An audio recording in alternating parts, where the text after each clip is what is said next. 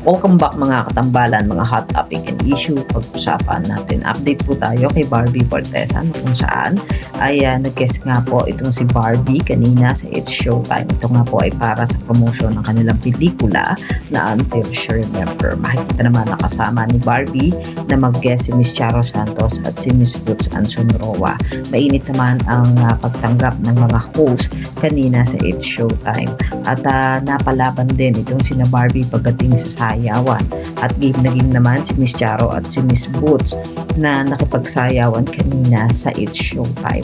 Samantalang makikita naman yung ilang mga ganap na kung saan ay nagsasayaw pa nga itong si Barbie dun sa backstage ng It's Showtime. At talaga namang at home itong si Barbie dahil na kailang ulit na rin naman itong si Barbie na bumabalik sa It's Showtime upang mag-guest.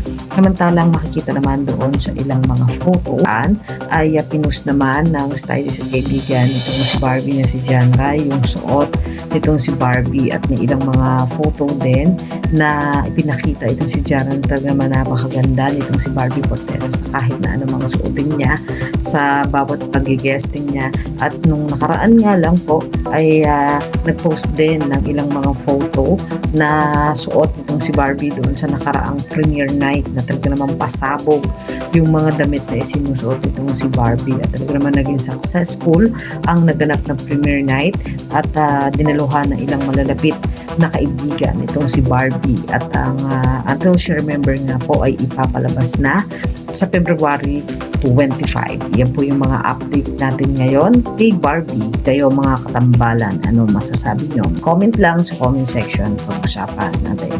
Yan ang mga hot topic and issue dito lamang sa Tambalang JK.